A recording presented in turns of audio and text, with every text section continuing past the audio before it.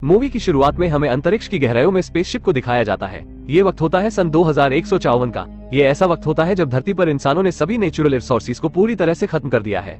इसीलिए ऊर्जा के नए रिसोर्स के लिए इंसान अब एक दूसरे ग्रह पर जा रहे हैं। ग्रह का नाम है पेंजोरा। और तभी स्पेसशिप में स्लीपिंग चेंबर में एक इंसान की नींद खुलती है। इस आदमी का नाम जैक सुली है। जैक कहता है पिछले 6 सालों से जब से हम धरती से चले हैं तब से हम सब इस स्लीपिंग चेंबर में सो रहे हैं। जैक बताता है कि मैं कभी इस परियोजना का हिस्सा नहीं था, बल्कि मेरा भाई था। ग्रह पर पहुंच जाते हैं और हमें दिखाया जाता है कि यहाँ पर बहुत बड़े बड़े रोबोट होते हैं और यहाँ पर बहुत सारे लोग होते हैं और यहाँ के वातावरण में सांस नहीं ले सकते, इसलिए सभी के चेहरे पर मास्क और हाथों में हथियार होता है। पृथ्वी पर ये सब सैनिक होते हैं, पर यहाँ सब पैसों के लिए काम करते हैं। का नाम अवतार होता है। यहाँ जैक की मुलाकात डॉक्टर ग्रेस से होती है जो अवतार की हेड होती है। दरअसल उसे जैक की नहीं उसके भाई की जरूरत है, लेकिन जैक का भाई इस दुनिया में नहीं रहा, इसलिए दुखी होकर वो पाका के पास जाती है। पाका इस पूरे प्रोग्राम का हेड है।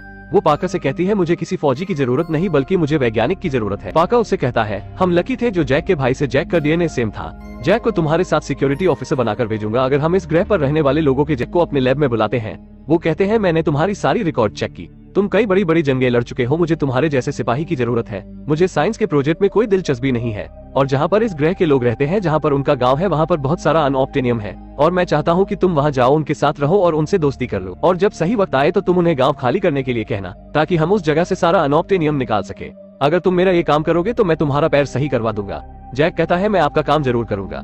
और दूसरे दिन जैक ग्रेस नॉम और उसके कुछ साथी कैंप से बाहर जंगल में चले जाते हैं जहाँ पर इस जंगल के जीव रहते हैं। ग्रेस वो जैक से कहती है कि तुम हिलना मत, वो तुम्हें कुछ भी नहीं करेगा, लेकिन जैक उसे डराने के लिए उसकी ओर दौड़ता है और वो डर भी जाता है, लेकिन वो जैक से नहीं बल्कि उसके पीछे जो भयानक जानवर है उससे डरता है, क्योंकि ये जंगल में सबसे खतरनाक जानवर है।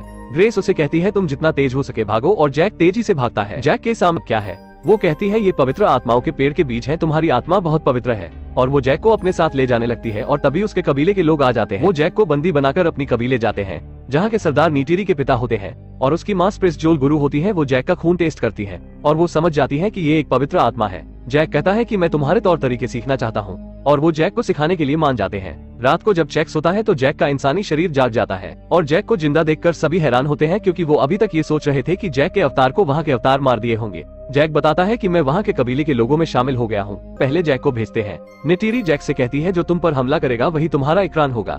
जैक को वो इकरान मिल जाता है। जैक बड़ी मुश्किल से उस पर बैठ जाता है। जैक बैठ तो जाता है पर वो उसे उड़ा नहीं पाता, लेकिन जैक कुछ देर में उसकी सवारी करना सीख जाता है। इसके बाद जैक और नीटिरी अपने अपने इकरान पर बैठकर आसमान में सैर करते हैं।